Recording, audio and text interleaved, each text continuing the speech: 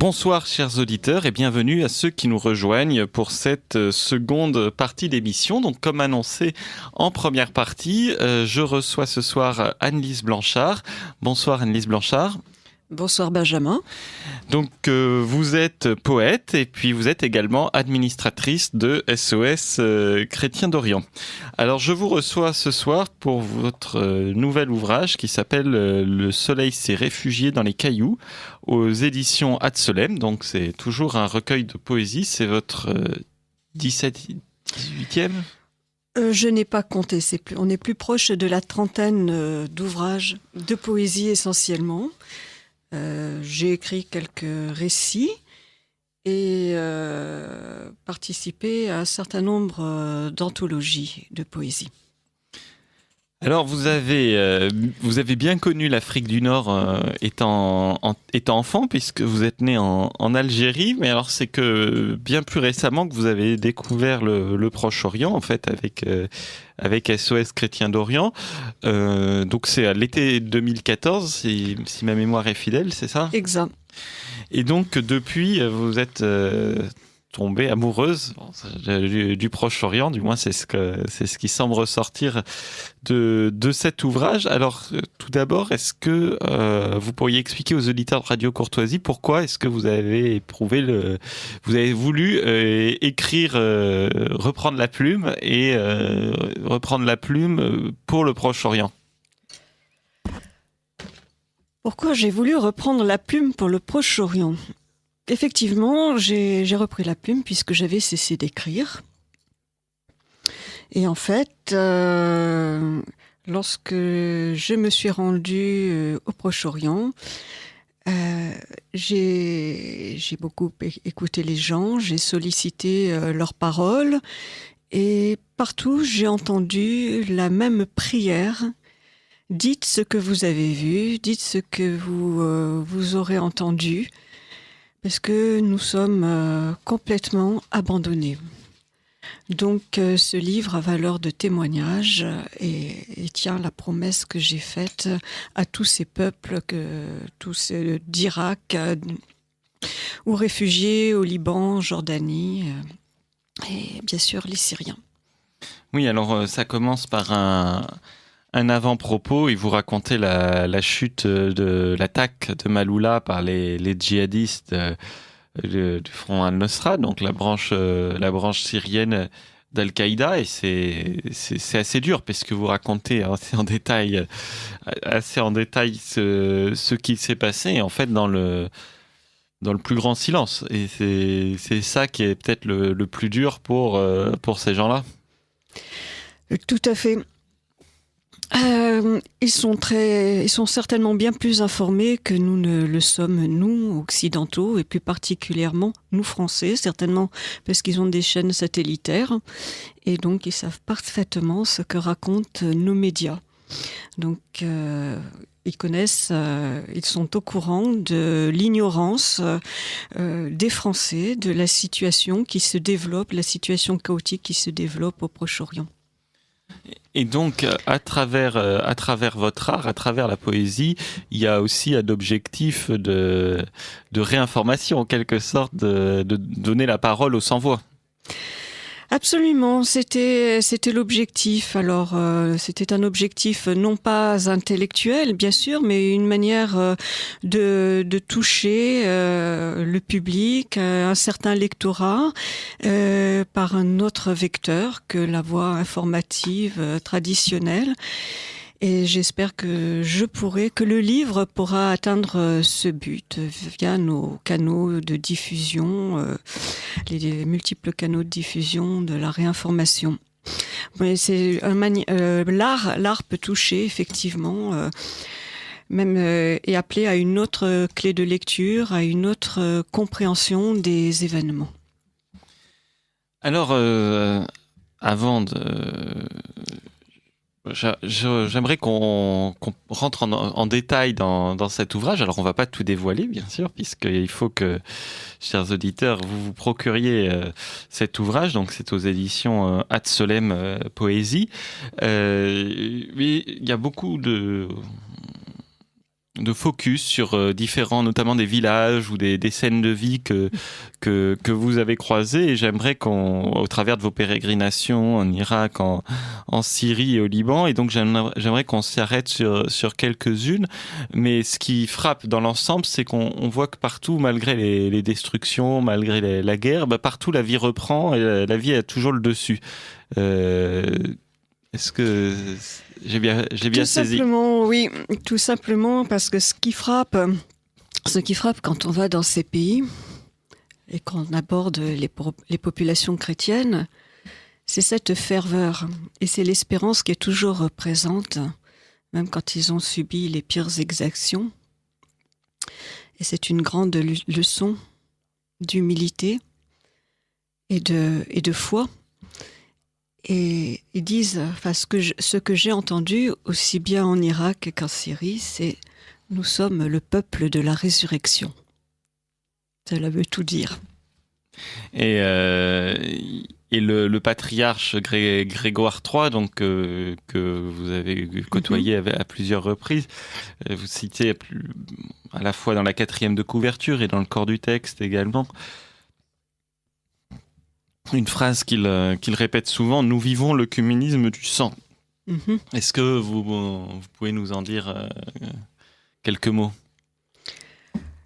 Eh bien que la tourmente dans laquelle ces peuples ont été plongés, finalement, a rassemblé autour d'un même objectif, a rassemblé toutes les églises. Il me semble que c'est ce qu'a voulu dire le patriarche. Des églises qui pouvaient sembler être en compétition ou divisées, mais je pense que si on s'en tient au livre d'entretien qu'il a confié à Charlotte d'Ornella, les églises n'ont jamais été divisées, mais là elles se sont vraiment rassemblées autour de leurs fidèles pour assurer plus comment dire. Pour assurer. Et plus d'unité. Plus d'unité et réconforter les fidèles dans les situations de détresse multiples auxquelles elles sont confrontées depuis plusieurs années. Alors, est-ce que est-ce qu'on peut dire que c'est de la poésie engagée? Oui. Loin de moi, je n'aurais jamais cru devoir écrire un jour de la poésie engagée. Pour moi, jusqu'alors, c'était de la mauvaise poésie. Et il s'avère qu'à la relecture, il s'agit bien d'un engagement. Tout témoignage est un engagement. Et voilà, le résultat est là. Alors, j'espère que ce n'est pas de la mauvaise poésie. Seuls les lecteurs pourront en décider. Mais je ne crois pas. Je suis pas un grand spécialiste, mais d'après les retours que j'ai, je ne crois pas. Et alors, par exemple, comme exemple de texte engagé, je pensais à celui sur Homs, en tout cas écrit à Homs en août 2014. Et puis en face de chaque texte, alors que c'est page 25, en face de chaque texte, il y a des citations, donc qui sont des citations de personnes que vous avez rencontrées. Donc, est-ce que vous pourriez nous lire ce texte sur Homs? Oui, auparavant, effectivement, il y a dans la construction du livre, en face des poèmes, il y a les paroles que j'ai recueillies auprès des populations chrétiennes, soit déplacées, soit réfugiées. Et elles rétablissent un contexte de vérité.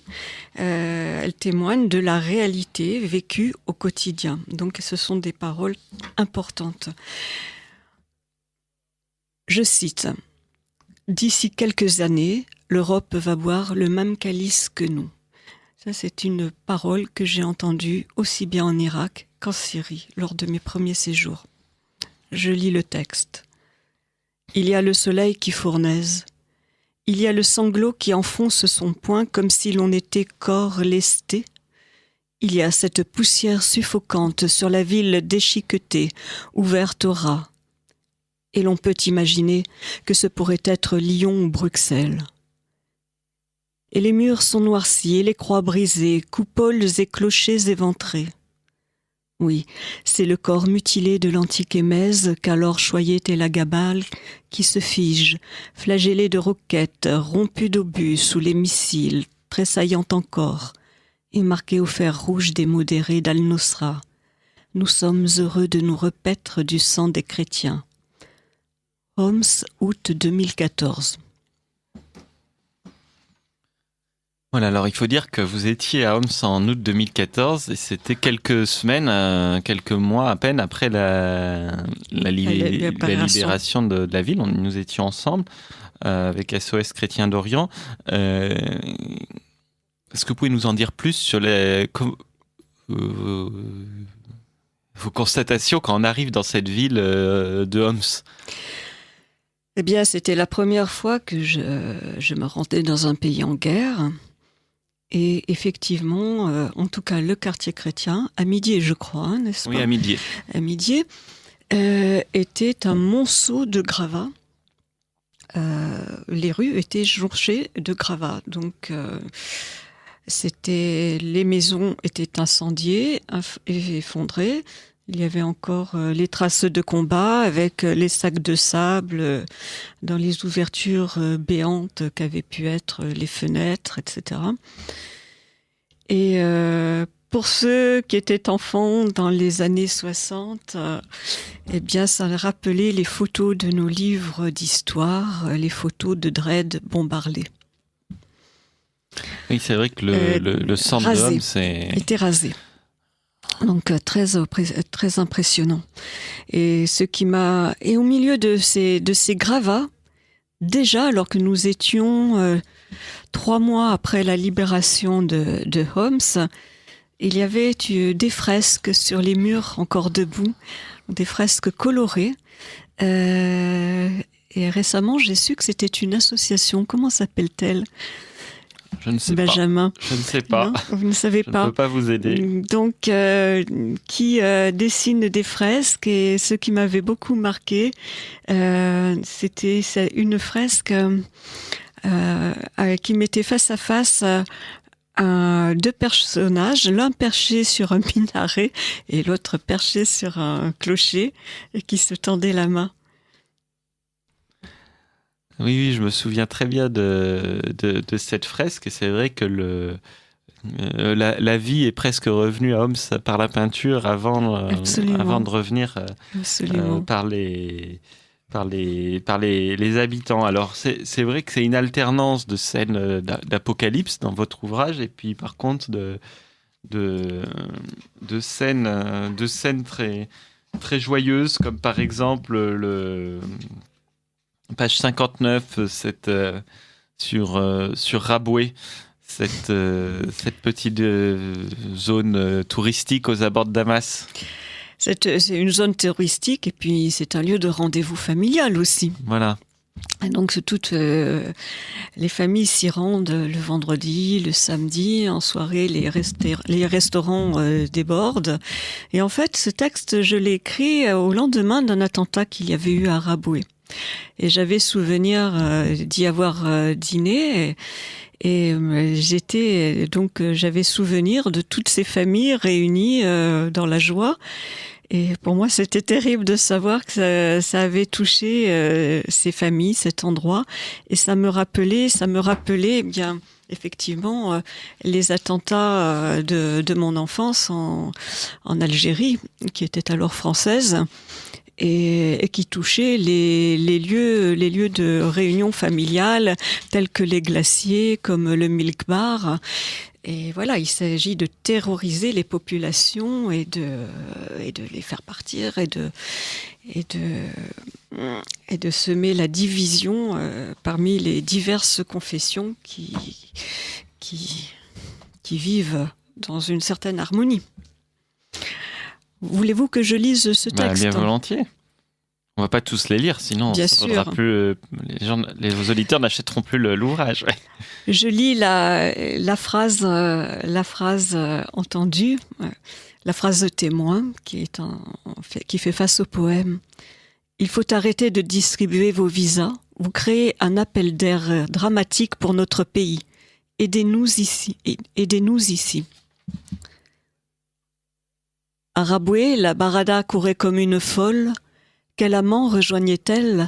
Chacun suivait, les enfants se déchaînaient, son débord de vie jaillissant de ses longs doigts, quand l'ombre d'une fin sans doute proche s'allongeait sur les visages.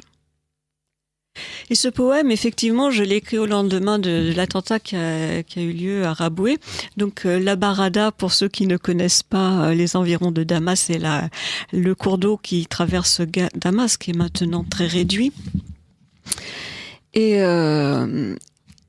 quand je dis que l'ombre d'une fin sans doute proche s'allongeait sur les visages, et quand je m'y suis rendue, nous étions en 2014 ou 2015, août 2015, hein, c'est cela. Et la situation en Syrie était encore très critique. Oui, c'était avant l'intervention russe. Et je veux dire je voudrais rajouter deux choses, c'est qu'on déjeunait avec Rimar Alfaoui et son mari, et je voudrais rendre hommage parce que cette dame qui est syrienne et son mari qui est algérien, ils se démènent avec leur association qui s'appelle la Communauté Syrienne de France. Et notamment, ils organisent régulièrement des voyages de solidarité en Syrie. Ils en ont encore fait un à l'heure où nous préenregistrons, ils sont rentrés il y a une semaine, même pas, ils étaient une vingtaine. Et 2 à 3 fois par an, elle organise des voyages en Syrie pour soutenir la Syrie et pour faire connaître la Syrie aux Français. Puis également, elle emmène des Franco-Syriens. Et c'est une dame très dévouée, et son mari est très dévoué aussi. Et donc, je me souviens de ce moment que nous avions passé ensemble, et qui était fort sympathique d'ailleurs. Et puis, deuxième chose que je voudrais préciser, c'est que cette rivière, la Barada, c'est elle qui a été empoisonnée par les terroristes en décembre. Et qui a privé d'eau Damas pendant 1 mois. Voilà, et donc je crois que vous avez pu constater vous-même à Damas. Oui, puisque je me trouvais à Damas dans cette période, et donc j'ai partagé la vie des Damascènes privés d'eau, avec des distributions d'eau minérale pour se laver, pour cuisiner. Enfin, vous pouvez imaginer la situation, et qui plus est en plein hiver, un hiver continental. Et alors on parle, puisque c'est à la mode, de parler des crimes de guerre en Syrie, il se trouve que selon les Nations Unies, c'est un crime de guerre que de priver d'eau des populations civiles.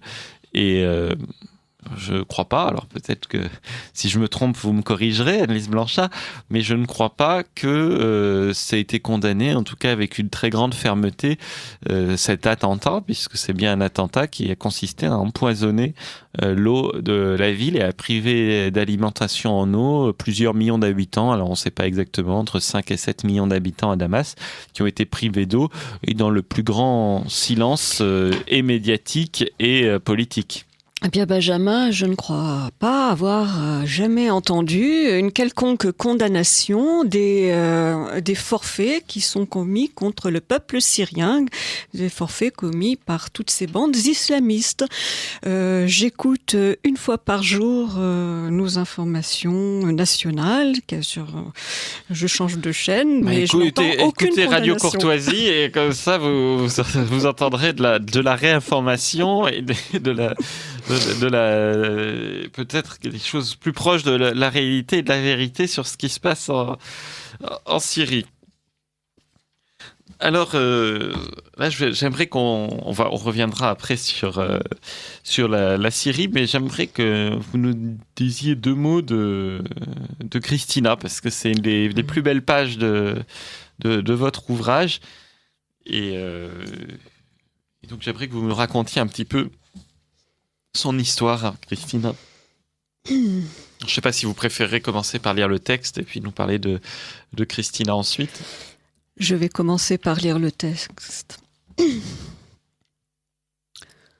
Je cite les paroles de la maman de Christina. Il s'est alors saisi de ma fille de 3 ans, Christina, et a déclaré que dorénavant, elle lui appartenait. Après nous avoir pris tout ce que nous possédions, il me retirait mon enfant. Malgré mes supplications, ils l'ont emmené loin de nous. Berceuse pour Christina. Chante mon bébé, ma tendresse, chante mes entrailles. Je m'écoule dans mon propre corps. Le jour s'est fait nuit, nuit de longues prières. Chante mes entrailles, sans commencement, sans fin, berçant l'abîme de ton petit corps. Christina, mon bébé, fleur oiseau, l'impossible trace qui se dérobe dans l'innommé. La peur et le cri ont cloué mes yeux, et je m'en irai encore, trouant la nuit. Prendre ta main menue qui appelle, Christina, Christina, Christina. Nkawa, avril 2015. Christina, le 3 août 2014, non le 3 ans, et le 6 août 2014 a été arrachée des bras de sa mère par les djihadistes à Karakoche. Et c'est un poème qui est issu de la rencontre que j'ai eue avec ses parents, et c'est sa maman qui a évoqué, qui a parlé. Donc j'ai fait à plusieurs reprises de longs séjours à Erbil Nkawa, qui venait de voir affluer. Mon premier séjour était en octobre 2014, donc il venait d'y avoir cet afflux de population de Karakoche, et d'ailleurs de tous les villages de la plaine de Ninive. Et c'était les gens étaient relogés par les églises dans les immeubles en construction, tels que vous avez peut-être pu les voir lors de nos pseudo-informations. Et donc j'ai rencontré cette maman qui n'était plus que l'ombre d'elle-même. Et là, c'est la première fois que l'expression prend corps, être l'ombre de soi-même. Et on peut imaginer, un enfant un petit enfant, fait partie du corps de la mère. Et ce sont deux personnes en un corps. Et c'était un bébé, Christina, en août 2014. En fait, c'est pas ils sont partis le 22 août. Ils sont restés. Il y a quelques familles qui sont restées. Je ne sais plus les raisons pour lesquelles cette famille était restée à Karakoche. Et quand ils sont partis, donc ils ont été mis dans un car avec d'autres familles. Et soudain, le chauffeur s'est arrêté brutalement devant le QG des islamistes. Et donc là-bas, en Irak, c'était Daesh, carrément. Il a pris la gamine, l'a arrachée, et il est parti. Et la mère s'est accrochée à son bras. Elle a dit, mais qu'est-ce qui se passe, etc. Bon, elle a été repoussée violemment. Et donc, il est parti avec la gamine. Et quand elle est arrivée...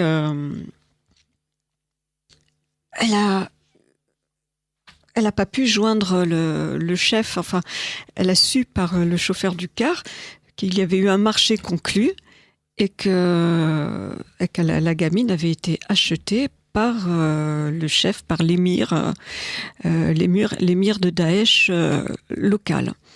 À la suite de cela, le bruit s'est répandu que cet enfant avait été enlevé. Et beaucoup de gens ont été mis sur la piste, des recherches ont été effectuées, dont un groupe de Lyonnais. Un Lyonnais, une famille lyonnaise a sollicité sur ses fonds propres et via un appel aux dons un détective privé, une agence privée, et qui a recherché pendant plus d'1 an ou 2 ans, Christina en vin. Via notre association, on a aussi mis en place des moyens, des recherches qui ont été totalement infructueuses. Le bouche à oreille disant seulement que Karakosh avait été confié, que Christina avait été confiée à une famille musulmane de Karakosh. Et puis on l'a retrouvée, on suivait sa trace à Mossoul et on a perdu sa trace. Voilà. Et donc ce poème, je l'ai écrit bien sûr en ressentant, je l'ai écrit en tant que mère. Toute mère peut, je l'ai même pas écrit en tant que poète. C'est le cri d'une mère. Alors j'aimerais qu'on écoute, qu'on fasse une petite pause musicale et qu'on écoute un chant du chœur Al-Farah qui était venu donc la chorale de la joie qui était venue en France en mars 2016, des enfants syriens qui étaient venus chanter. Et il y a une de leurs chansons qui s'appelle Je tremble pour mes enfants. Et c'est une mère qui exprime son inquiétude pour ses enfants dans cette guerre. Et donc j'aimerais qu'on l'écoute.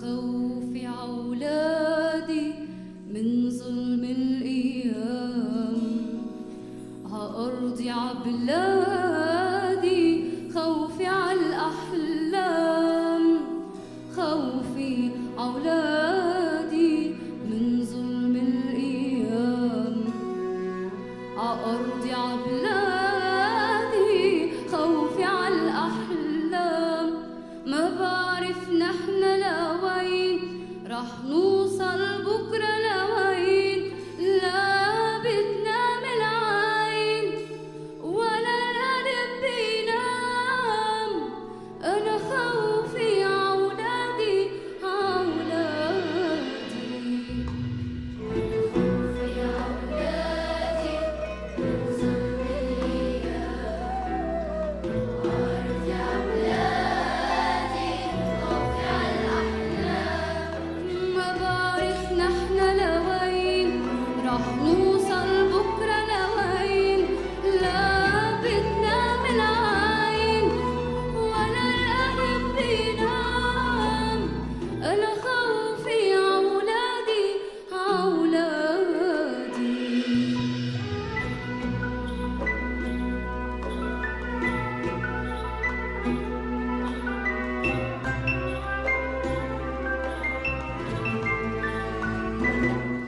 سرقوا منا المحبة قتلوا فينا الإحساس هالعالم صار بغربي وتفرقوا هالناس سرقوا منا المحبة قتلوا فينا الإحساس هالعالم صار بغربي وتفرقوا هالناس عم بيشتروا الأسامي عم بيبيعوا الكرامة عم يشتروا الأسامي عم بيبيعوا الكرامة والحقيقة قدامي صارت كلها أوهام أنا خوفي عولادي عولادي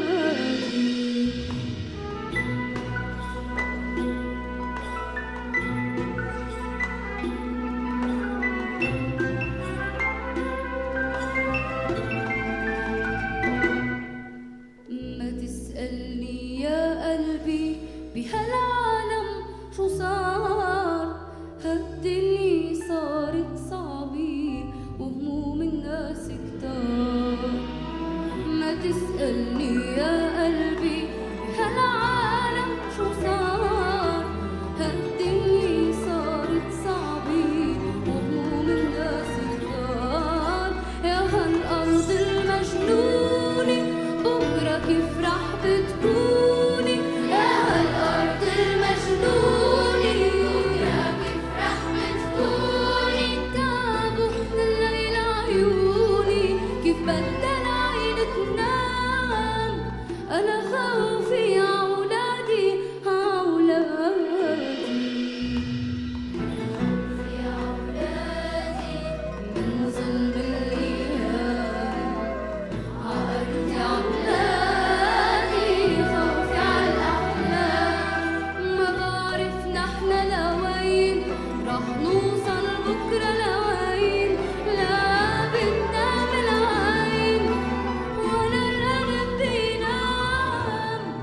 أنا خوفي أولادي أولادي أولادي أنا خوفي أولادي خوفي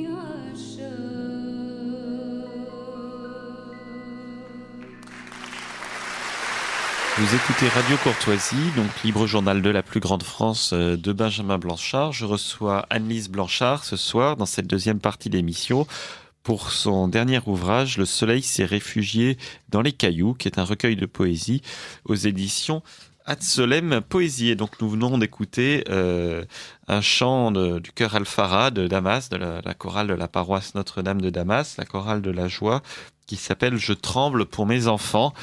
Et c'est ce chœur qui était venu en France en mars 2016. Alors j'aimerais qu'on s'y arrête un petit peu parce que en fait c'est grâce à vous, Anne-Lise Blanchard, qu'il est venu, puisque c'est vous qui avez eu cette idée. Alors est-ce que vous pouvez nous en dire quelques mots, dans quelles circonstances vous avez eu l'idée ? Eh bien, c'était en décembre 2014, n'est-ce pas, Benjamin ? C'est ça. Décembre 2014, le jour de Noël, nous étions à Notre-Dame de Damas. Alors, c'était le 23 décembre, pardonnez-moi. Le 23 décembre ? C'était puisque le 24, nous étions à Maloula. Mais j'ai dit le 25. Non, le 25, on était à Yabroud. Merci de rafraîchir ma mémoire, Benjamin. Donc, le 23 décembre, nous étions à Notre-Dame de Damas. Et c'est là que nous avons assisté à ce récital de la chorale.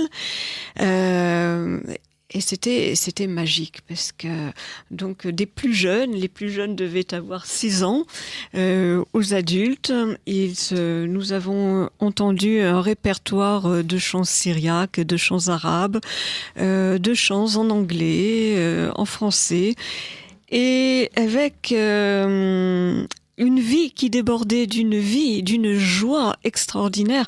Nous ne sommes pas habitués à cela dans nos chorales françaises qui obéissent à certains codes, certainement. Et là, les enfants se balançaient, enfin, il y avait toute... Ils chantaient avec tout leur cœur, il n'y avait pas de retenue. C'était à la fois très professionnel et puis très professionnel et très exubérant. Et tout de suite, je vous ai dit, Benjamin, doivent venir en France. Le père Zarlaoui, lors d'un... Vous l'avez d'abord dit à Claudia Touma. Je pense que ça s'est mijoté dans mon dos d'abord. Ah oui. Oui, vous étiez en grande conversation. Il est vrai que Claudia était assise à côté de moi. Oui, maintenant ça me revient. Et Claudia me disait... C'est la chef de chœur. Oui, Claudia étant la chef de chœur. Claudia me disait que le chœur voyageait beaucoup auparavant et qu'il n'était pas sorti de la Syrie depuis 2010. Et aussitôt, je lui dis, mais effectivement, vous allez venir en France. On ne peut pas garder ce trésor. Vous ne pouvez garder ce trésor vocal pour vous seul. Donc, nous allons organiser une tournée en France. Et puis, après, nous en avons parlé. Et je pensais que c'était irréalisable vu les conditions qui entouraient la Syrie. Et puis, finalement, 1 an et demi après, cela s'est fait. Voilà, ça s'est fait grâce au soutien de nos donateurs, grâce au consulat général de France au Liban qui a accordé les visas. Donc, encore une fois, je tiens à les remercier parce qu'on les remerciera jamais assez. Et puis, grâce à la mobilisation en France de tous ceux qui ont bien voulu aider et tout ça, et notamment à Lyon, le concert que vous aviez organisé à Lyon, ça a été un grand succès, même si c'était épique, l'organisation. Cette chorale a été une aventure formidable, à la fois pour les Syriens et pour les Français, et c'est une aventure formidable de rapprochement des peuples. Donc oui, c'était une expérience formidable, et d'ailleurs vous avez écrit dessus. Oui, bien sûr. C'était tellement touchant. Donc, je vous lis la petite phrase qui devance le texte. « Dommage que Daesh ne vous ait pas tous exterminés. » On ne vous l'a pas dit en face, ça. Non, ça, on me l'a cité. C'est ce que des familles ont entendu. Voilà. Ça a vraiment divisé les populations. Le texte. Où nous emportent les voix des anges en leur ivresse éperdue. 1000 étoiles consument de lumière et de joie les petits corps dans l'accomplissement de cette nuit. Laissez entrer la tendresse, elle épuise l'amertume des exils, la morsure des peurs, et rend à l'enfance son innocente confiance. Chorale d'enfants cœur joie du père Zarlaoui, Damas, 23 décembre 2014. Alors il faut préciser que cette chorale est la chorale de la paroisse Notre-Dame de Damas, qui est exactement à 500 mètres ou 1 kilomètre De la ligne de front. Voilà, du fameux quartier de Jobar, qui est toujours aux mains des terroristes à Damas. Voilà. Et donc cette église se prend régulièrement des obus. Et ils viennent... Elle est près de la place des Abbasides, n'est-ce pas? Exactement. Qui a subi des attentats, enfin qui a des tirs attaques. de mortier, des attaques il y a seulement 15 jours. Exactement. Et puis les enfants viennent répéter au péril de leur Voilà. vie, en fait, parce que Et c'est un quartier dangereux. Il y a eu très peu de défections, je crois. Hein. Oui. Il y a eu plusieurs morts, Oui, par contre, plusieurs morts, des oui. martyrs qui sont morts en venant répéter ou en venant à la messe. Pour les auditeurs, peut-être peut-on préciser qu'au Proche-Orient sont martyrs tous ceux qui meurent soit au front, soit dans les attentats, soit... C'est déjà pas mal. C'est déjà pas mal. Alors on va écouter un nouveau chant de ce disque de la chorale Alfara, on a Cœur Joie en français, et qui est aussi en vente sur la boutique de SOS Chrétien d'Orient. Alors ce chant s'appelle Notre pays si blessé qu'il soit.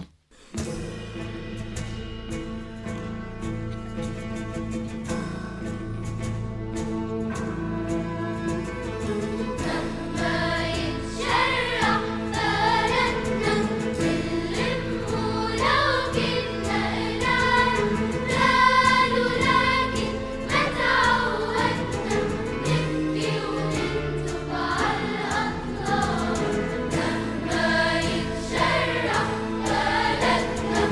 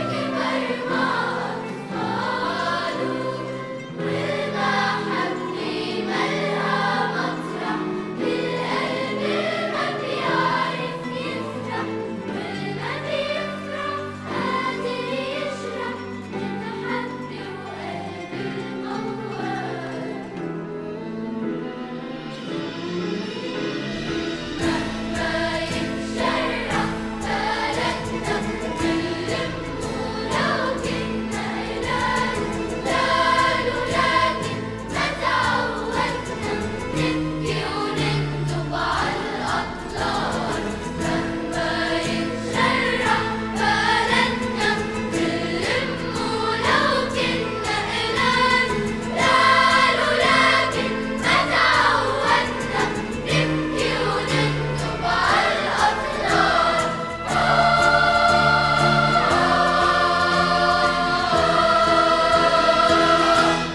Alors, Anne-Lise Blanchard, on vient de parler de cette chorale Cœur Joie et Al-Farah. Alors, j'aimerais qu'on reste un peu en Syrie. Alors, puisqu'on parlait des enfants, il y a une page qui m'a beaucoup touché, c'est sur Kafroun en fait. Alors c'est page 71 de votre recueil. Pareil, est-ce que vous pouvez nous dire, pour les auditeurs qui ne connaissent pas, qu'est-ce que c'est Kafroun en fait? Alors, Kafroun est le lieu de colonie. De colonies d'été pour les enfants d'Alep, entre autres. Et SOS a envoyé un certain nombre de volontaires depuis 2 ans, 3 ans. Oui, depuis l'été 2015, puisque c'est la C'est deuxième.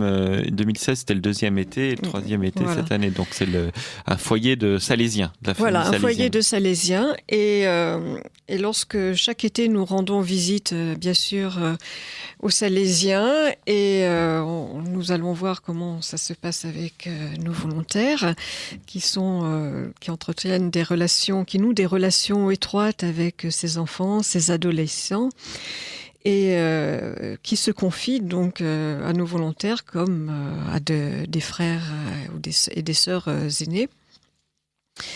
Et donc, c'est un moment pour eux, c'est une bulle de sécurité, de paix, de joie, puisque ça se trouve dans un massif montagneux, boisé, et ils retrouvent un petit peu de joie de vivre. Et ils n'ont plus à raser les murs pour échapper aux obus de mortier qui s'abattent sur Alep.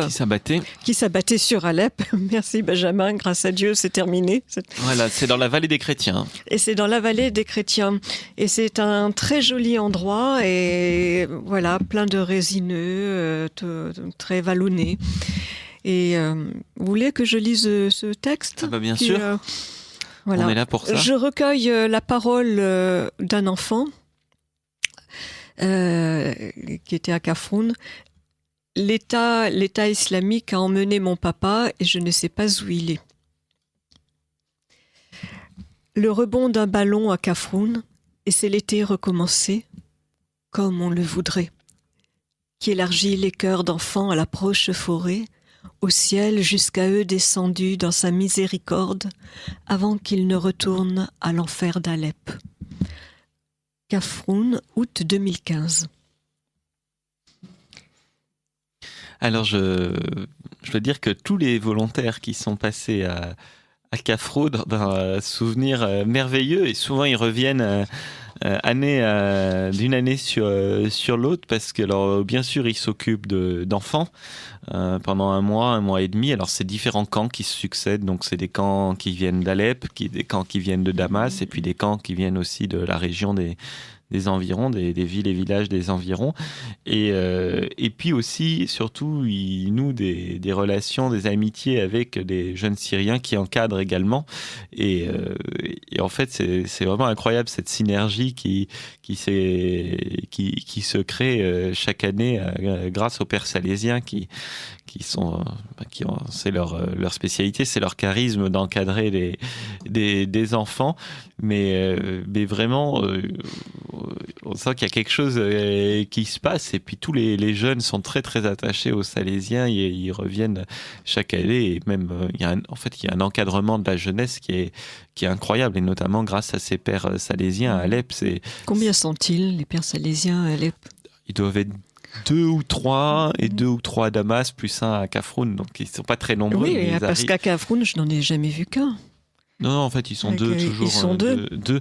Mais C'est, ils arrivent à encadrer plusieurs centaines de Oui, jeunes. oui, c'est À extraordinaire. Kafroun, il y a eu 800 jeunes qui passent et en tout le monde ne part pas. Il y en a plus de 1300 à Alep, je crois. Et pour ces jeunes citadins, ce qu'il y a de merveilleux à Kafroun, bien sûr, ils sont au milieu de la nature, mais c'est aussi que les pères salésiens ont mis en place, enfin, ont une ferme avec de la volaille, des lapins, enfin, tout un verger. Donc, les enfants peuvent, et puis tout un plusieurs terrains de sport. Hein. Donc, c'est une vie très saine, une semaine de santé qui leur est offerte. Alors, restons en Syrie et puis, j'aimerais qu'on dise deux mots de Maloula, par qui nous avons... je dis par qui, mais c'est vrai que Maloula est presque incarné, hein, est presque vivant. Mais donc, Maloula, qui a été un peu le début de l'aventure de SOS Chrétiens d'Orient et que donc vous citez en avant-propos, Maloula, vous avez découvert aussi en août 2014. Nous avons découvert ensemble en août 2014. Et c'était c'était notre première vision des destructions. Parce que c'est la première fois qu'on sortait de Damas. C'était la première fois que nous sortions de Damas. Enfin, moi, je n'avais pas participé au premier convoi de Maloula. Enfin, je n'y avais pas participé physiquement. Et Maloula, effectivement, nous y sommes entrés après Homs, si mes souvenirs sont bons. Non, c'était le premier. C'était le premier on était avec le sur les pas patriarche. du patriarche, oui. Et c'est là qu'il nous a proposé d'aller voir Monseigneur Abdo Arbache à Homs et à Yabroud. Et donc, Maloula, je me souviens très bien que quand nous y sommes entrés, au même moment, il y avait une boutique qui ouvrait son rideau, et c'était le premier jour où elle ouvrait son rideau, et c'était la boutique de Saba. Saba, que vous avez peut-être vu à la télévision, il est passé, comme il était là pendant les combats, et il est passé sur la BBC, sur TF1, sur France 2, donc vous le connaissez. Donc Saba aurait été ravi de voir d'avoir une vingtaine de Français arriver dans son village, et il nous a raconté les combats, il nous a raconté également la presse étrangère qui l'interrogeait. Et puis surtout l'abandon de l'Occident. Et ça a été la première demande pressante de témoignage. Alors Maloula était complètement détruite. 8000 bombes sont tombées sur le site de Maloula. Et à cette époque, l'été 2014, nous avons rencontré, il n'y avait pas plus de 5 familles de retour à Maloula. Donc Maloula avait été délivrée en avril 2014, n'est-ce pas, Benjamin ? Oui. En avril 2014. Voilà. Et depuis, ce qui est extraordinaire, je me rends régulièrement à Maloula. Pratiquement l'année 2016, j'étais présente tous les mois. Et c'est la reconstruction et la résurrection de Maloula. Les familles sont de retour. L'église, grâce aux donateurs de SOS Chrétiens d'Orient, a été reconstruite. Ça a été la première reconstruction de SOS Chrétiens d'Orient, l'église paroissiale Saint-Georges.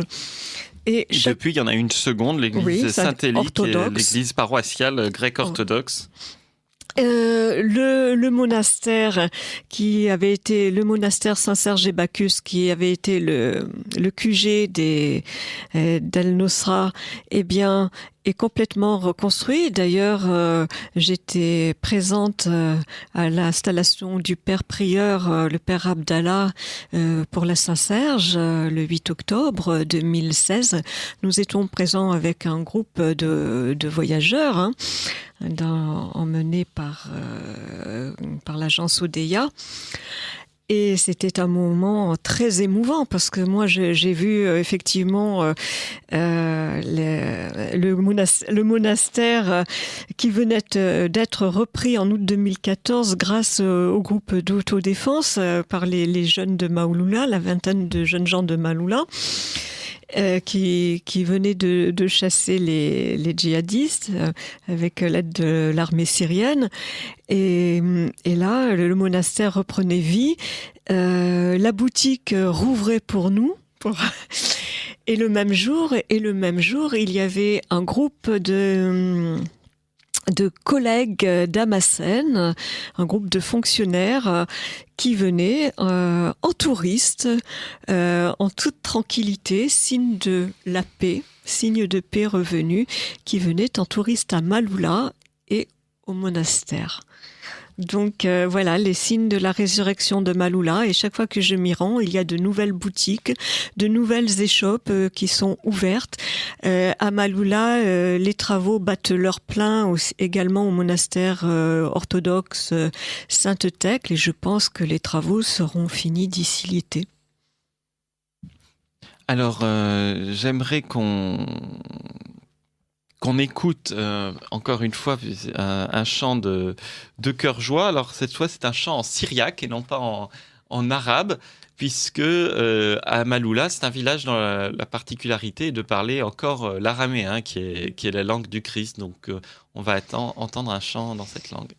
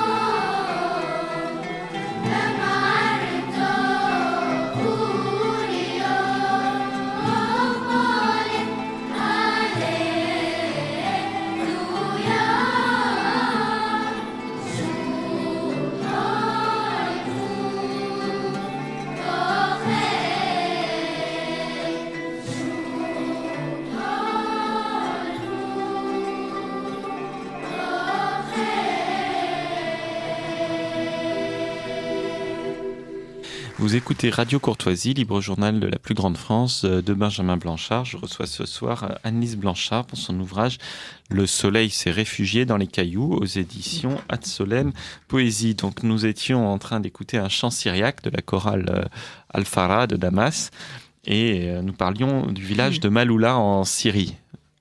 Anne-Lise Blanchard.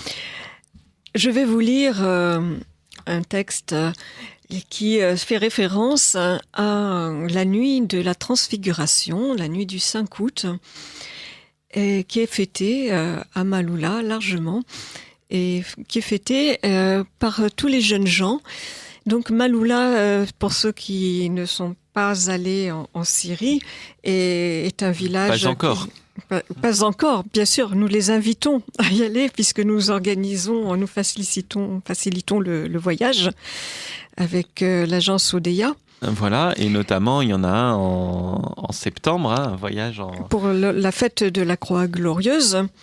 Donc, il ne faut pas manquer cela parce que les jeunes gens le fêtent de la même façon que je vais évoquer. Donc, C'est Maloula... accompagné par vous. Et c'est accompagné par moi-même. Oui, j'ai mis en place un voyage, tout un circuit. Donc nous allons je fais une parenthèse, hein, Benjamin, sur les voyages Mais allez-y. avec Odeya. Donc nous avons mis en place un circuit sur les pas de Saint-Paul, donc à Damas. Nous allons visiter également Soufanié, là où la Vierge et le Christ sont apparus à Myrna pendant 10 années. Et Myrna continue à avoir des extases et être stigmatisée les années où Pâques catholiques et orthodoxes coïncident, donc je crois que c'est le cas cette année. Oui. On ne sait Voilà. pas si, Donc c'est un si lieu, le miracle va se bien produire. sûr, mais c'est un lieu de pèlerinage aussi bien pour les chrétiens que pour les musulmans qui vénèrent la Vierge Marie. Il y a eu des miracles d'ailleurs à Soufanié. Donc voilà, ce circuit, ce voyage passe par Soufanié, bien entendu, et ensuite nous allons visiter les villages chrétiens du Kalamoun. Et puis bien sûr la partie où nous ne pouvons pas faire l'impasse sur le Krach des Chevaliers. Et les forteresses croisées, et puis bien sûr Palmyre, puisque Palmyre est libérée. Si c'est accessible. Alors, je pense, On espère, d'après oui. notre correspondant, notre voyagiste correspondant à Damas, oui, il n'y a plus de soucis à Inch'Allah. se faire. Inch'Allah. Et donc, je reviens à la nuit de la transfiguration comme à la nuit de la croix glorieuse à Maloula. Donc, Maloula se trouve à 1600 mètres d'altitude, mais elle se situe dans une espèce de verrou montagneux, surplombé par deux plateaux qui se font face, deux falaises qui se font face. Et les jeunes gens, catholiques d'un côté, orthodoxes de l'autre, grimpent au sommet de ces falaises et vont dialoguer, se lancer des défis toute la nuit par des chants et des feux interposés. Donc c'est une nuit magique et c'est ainsi qu'ils fêtent ces deux événements liturgiques, et tout liturgique qu'ils soient, ils sont bien arrosés d'arak, il faut bien le dire. Mais il faut bien que jeunesse se passe. Alors je vous cite donc la phrase encore entendue il y a 15 jours par le père Abdallah alors que je dormais au prieuré Saint-Serge. Notre religion est celle de la résurrection, les vies qui triomphent sur la mort. Le texte. Cette nuit, parce que la lumière du Christ transperça les disciples, c'est ici, en haut de la montagne, que par des spirales de feu, la jeunesse signale au monde l'espérance de la transfiguration. Maloula, nuit du 5 août 2015. Et je continue avec deux autres poèmes écrits à Maloula, parce qu'il se trouve que j'y ai passé quasiment 2 mois d'affilée. L'été 2015, c'était le premier été de l'association à Maloula, le premier été à y envoyer des volontaires, et c'est là qu'ont démarré les chantiers de reconstruction à Maloula, parce actuellement, nous avons un chantier d'une trentaine de maisons, n'est-ce pas, Benjamin? Oui, il y en en a une reconstruction. vingtaine qui sont terminées, et puis Oui. ça continue. Voilà. Donc les chantiers se sont interrompus pendant la période d'hiver, de novembre à mars, et là ils reprennent. Et maintenant nous en sommes aux projets économiques d'autonomie pour que les gens restent sur place, sur la terre qui les a vus naître. Et tout ceci grâce aux donateurs de SOS Chrétiens d'Orient, sans lesquels rien ne pourrait se faire, il faut le dire et le redire. Donc je cite la phrase, un des témoignages, « Nous, chrétiens, avons toujours réussi à vivre avec tout le monde. Nous voulons simplement être sûrs que ceux avec qui nous vivons acceptent également notre présence. » Voilà. Et cette phrase, je l'aurais entendue beaucoup en Syrie, vu que la question se pose pour eux de rester ou de partir quand ils ont des enfants. Et rester, c'est à la condition de pouvoir vivre avec les musulmans, bien entendu. La paix est descendue sur Maaloula, ce pastel léger en forme de balade où s'abrite un âne, ses graines, une flûte précaire, et le bleu, cette couleur des anges, enrobe la pierre tendre, embaume le cœur des hommes. À l'ombre lumineuse de Maaloula, je n'ai plus rien à concéder à la solitude. Témoignage, quand les maisons chrétiennes n'étaient pas réquisitionnées, elles étaient incendiées pour empêcher tout retour. Le temps que le soleil grésille, le pas posé de la mule bat la mesure. La mélodie aigrelette du fifrelet sème les graines d'une éternité qu'encense l'angélus. Alors, je m'accorde à l'homme en treillis et kéfi, qui dans l'ocre lumière du matin gravit les marches de la résurrection. Maaloula, août 2015. Et ce dont j'ai voulu témoigner à travers ces textes écrits à Maaloula, c'est vraiment l'atmosphère particulière à Maaloula, cette atmosphère de paix, de sérénité. D'abord, la vie est rythmée par l'Angélus, qu'on entend 3 fois par jour. Et à Maaloula, les Syriens en général, et en particulier dans ces zones rurales, la population est imprégnée d'un esprit de contemplation, comme s'ils se rendaient à la beauté et à toute l'histoire de cette terre, les millénaires, plurimillénaires de cette terre biblique, et que ce soit le matin très tôt, ou le soir, à la tombée du soleil et très tard dans la nuit, ils s'installent sur leur fauteuil, sur les terrasses, et ils contemplent en se taisant. Et c'est magique.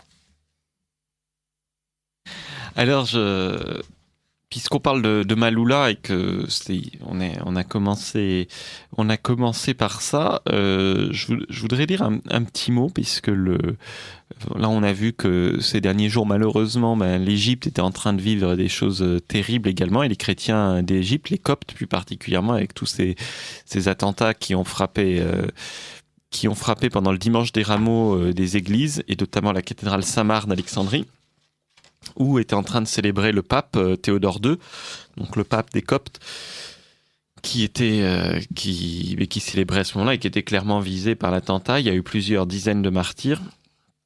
Donc vraiment toutes nos prières vont pour les Coptes et pour les Égyptiens. Et ce qu'il y a d'incroyable, c'est que pendant ce temps-là, on voit que les États-Unis, une fois de plus, alors quel que soit le président, il y a au moins une chose qui ne change pas, c'est l'aberration de leur politique étrangère, leur bellicisme et leur agressivité vis-à-vis des autres États, ceux qui ne sont pas alignés sur leur politique. Et on a vu que les États-Unis, donc dans la semaine avant les Rameaux, ont bombardé une base de l'armée syrienne sous des prétextes fallacieux, soi-disant qu'ils auraient bombardé avec des armes chimiques, alors que la Syrie n'a plus d'armes chimiques, que ça a été désarmé sous contrôle de l'ONU. Tout ça sans aucune preuve. Ça nous rappelle furieusement 2003, quand Colin Powell agitait une petite fiole avec les armes chimiques au Conseil de sécurité de l'ONU. Alors ça leur a été rappelé par l'ambassadeur de Bolivie au Conseil de sécurité, qui a montré des photos de cet épisode en disant voilà, on est en train de revivre la même chose. On est en train de revivre exactement la même chose. Et Et puis alors, bon, c'est vrai que c'est assez incompréhensible de s'y retrouver dans les arcanes, les couloirs de la Maison Blanche où un coup ils disent blanc, un coup ils disent noir. Donc il y a 2 semaines, l'administration Trump disait que c'était bon, il fallait garder le président syrien actuel le temps de la transition et que c'était aux Syriens de décider. Maintenant, ça semble plus important d'abattre le président que d'abattre Daesh. Donc, bon, on ne sait pas très bien où ça nous mène, mais par contre, ce qu'on sait, c'est qu'il y a des gens qui vivent là-bas et qui sont une fois de plus complètement oubliés et qui passent complètement après toutes ces grandes considérations géopolitiques. Alors, quand on bombarde, eh ben, on a bombardé une base, etc. Ben, on oublie que d'une part, il y a des villes à côté, des villages qui ont été touchés par les bombardements, et puis que la base, il y a aussi des soldats qui sont pas des séides du tel ou tel des régimes, mais simplement des appelés qui sont obligés d'être au service militaire, et sans qu'on déclare faire la guerre officiellement à la Syrie, on bombarde comme ça des gens. C'est une base en plus qui est située pas très loin de la ligne de front avec Daesh, donc on bombarde des gens qui se battent contre Daesh. Donc allez y comprendre quelque chose, ou alors parfois on craint de comprendre. Alors j'ai fini mon aparté politique. Anne-Lise Blanchard, je crois que vous vouliez également nous parler de la vitalité qui vous a frappé en Syrie. Oui, mon attachement particulier à la Syrie, eh bien, va à la capacité de résistance de ce peuple et à son espérance, j'allais dire sa folle espérance, alors que c'est tout simplement sa foi. Et, puisque nous côtoyons essentiellement les chrétiens, mais je crois que c'est un peuple qui a partagé la même histoire, et la même histoire sous des occupations successives, et ils ont une capacité de résistance extraordinaire. À chaque destruction, ce que j'ai pu constater, c'est qu'il y a reconstruction systématique, et ça, dès le premier séjour, ça m'avait frappé. Le réseau autoroutier est impeccable. Bon, ça c'est pour la partie construction, mais c'est également la vitalité économique. Malgré l'embargo, les magasins sont toujours achalandés. Malgré l'augmentation du coût de la vie, les prix ont été augmentés par 100, n'est-ce pas, Benjamin? Oui, exactement. D'augmenter. Bon, donc la vie est de plus en plus difficile. La livre syrienne est passée de 50 livres pour $1 à 500. C'est ça. La vie est de plus en plus difficile, certes, pour les Syriens, mais ils sont toujours achalandés pour les produits de base. Et voilà, je voulais en venir à la vitalité également, bien sûr spirituelle, puisque les églises sont pleines. Et la vitalité artistique. La Syrie n'a jamais cessé d'encourager ces jeunes gens à la créativité. Et beaucoup de choses sont faites en faveur des enfants, des jeunes gens, par l'éducation, par la culture. Et je me souviens, en 2015, m'être rendue à Meshtahelou et avoir rencontré dans la même soirée un chanteur d'opéra, avoir rencontré également des réalisateurs qui préparaient un festival du court-métrage qui devait avoir lieu à l'automne, et des sculpteurs. Tout ça dans une même soirée. Donc c'est extraordinaire, et j'ai voulu en parler dans un de mes poèmes. Alors allez-y, on vous écoute. Phrase témoignage. Les événements en Irak ont ouvert les yeux de la population qui se ressoude autour de l'armée. À Meshtahelou, aux terrasses, les jeunes gens sirotaient des cocktails aux couleurs débordantes, les familles sans compter se dépensaient en glace, et l'air bleu des collines berçait les regards. La rue bruissée des insouciances estivales, épices, klaxons partout, croisant déplacés citadins en une effervescente intrication qui semblait ne pas connaître de trêve. Ici, arbres et statues se font piliers de mémoire, veilleurs de vie, attelés à démêler le chaos. Mechtahelu, août 2015. Et à ce propos, donc, la ville de Mechtahelu, qui est une petite ville, qui était une petite ville de villégiature. Dans la vallée des Chrétiens. Dans la vallée des Chrétiens, toujours, mais en altitude, hein, toujours. C'est toujours très boisé, très vallonné. C'est bien a vécu l'affluence, bien sûr, des populations déplacées, donc ça construit à tour de bras. D'Alep et de Homs principalement. Exactement. Et donc le parcours dans la ville de nuit était magique parce que j'ai oublié les circonstances, mais les arbres de la ville, certains arbres avaient été abattus et continuaient à vivre parce que un sculpteur, je n'ai pas noté le nom, alors il va rester anonyme, c'est hélas, s'est emparé de ces arbres et leur a redonné vie dans toute la ville. Et c'est ce que j'ai voulu dire par ce dernier poème, ces arbres, statues, piliers de mémoire et veilleurs de vie. Alors, Mechtahelu, oui, il faut dire que la population est passée, c'était peut-être une ville de 20 000 habitants à l'année, et maintenant ils sont peut-être 100 000 habitants. Ça a explosé avec toute cette elle s'étend sur la montagne. Ah oui, ça construit, ça construit, puisque la plupart des gens sont quand même relogés en dur en Syrie, même tous ces déplacés. C'est sûr, le bâtiment se porte bien.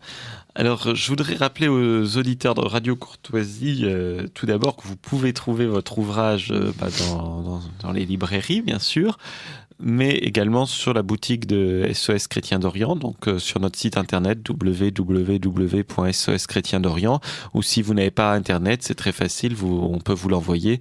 Vous passez un coup de fil au secrétariat 01 83 92 16 53, 01 83 92 16 53. Et puis encore mieux, si vous souhaitez rencontrer Anne-Lise Blanchard et les autres auteurs que vous entendez à ce micro et qui seront présents, eh bien, il faut venir à la fête de la courtoisie, notre fête du livre annuelle, le 25 juin prochain, dimanche 25 juin, à l'espace Champéret, comme cette année. Et c'est toujours un grand moment de rencontre, de convivialité, et je crois que c'est très important, c'est très apprécié. Et nous, on est très heureux, en tout cas, de rencontrer les auditeurs, et je crois que les invités, les auteurs sont aussi très, très heureux. Donc, bloquez la date dès à présent. J'y serai, Anne-Lise Blanchard sera là, et d'autres, bien d'autres encore que vous avez entendus à ce micro. Alors, on arrive bientôt au bout de l'émission. J'aimerais que vous nous disiez un mot du village de Mamoura, s'il vous plaît. Et puis avant qu'on écoute encore un dernier extrait de la chorale de la joie, et puis je vous quitterai sur les chants des enfants. Alors, qu'est-ce que c'est Mamoura, Anne-Lise Blanchard? Alors, Mamoura est un village sur la route qui relie Damas à Homs, un village au milieu de la steppe. Au bord de l'autoroute. Au bord de l'autoroute, qui n'a pas subi les dommages d'Al-Nusra, mais qui a une histoire particulière, puisque si mes souvenirs sont bons, il s'était établi dans les années 60 à la suite les habitants étaient dispersés dans des villages alentours, mais étaient victimes, subissaient les combats que se livraient les villages musulmans entre eux. Mais ça, c'était dans les années 60. Hein, oui, c'est ça. Et donc, c'est un village. Ils ont décidé de créer leur propre village pour vivre en paix, pour vivre sereinement. Néanmoins, ils ne sont pas très loin ils n'étaient pas très loin de la ligne de front. Oui, parce que Homs, de toute façon, la région Oui, était très troublée. oui. Et d'ailleurs, sur l'autoroute, on voit beaucoup de destruction juste à côté, mais Mahamura n'a jamais été resté touché. Cela dit, c'est un village qui se retrouve isolé depuis la guerre, puisqu'ils subissent l'absence des moyens de transport. Donc, les enfants, les jeunes gens ne peuvent plus se rendre dans leurs établissements scolaires. Donc, Mahamura, je m'y suis rendue. Nous y sommes rendus en l'été 2015, Benjamin, en août 2015, lors de la venue de Monseigneur Ray. Et là, d'ailleurs, nous avons reconstruit l'école. Oui, et maintenant, le village est jumelé avec la paroisse Saint-Georges de Lyon. Et nous avons procédé effectivement au jumelage de 2 paroisses. Donc Mahamura du diocèse de Homs avec la paroisse Saint-Georges du diocèse de Lyon. Et l'abbé de Saint-Georges est venu passer une semaine. Il est venu passer une semaine en Syrie et donc il va se nouer des partenariats. Voilà. Alors, est-ce que vous pouvez nous lire le texte sur Mahamura, s'il vous plaît ? Témoignage. On nous fait la guerre, nous faisons faire la paix. On cherche à détruire, nous cherchons à bâtir. On cherche à nous expatrier, nous luttons pour rester. Qui s'approcherait de Mahamura entendrait surgir de ces murs de briques et de chaux des mots mystérieux, enchâssés dans une ronde joyeuse. Salam, salam, le bruissement de l'oasis suggère les jeux d'enfants, et dans les jardins qui rougeoient, le voyageur déchiffre le chant que propage un vent léger. Salam, salam, salam. Alors, merci Anne-Lise Blanchard et merci chers auditeurs de nous avoir suivis. Je vous retrouve dans 4 semaines et on se quitte avec les enfants de la chorale Al-Farah, bienheureux les artisans de paix.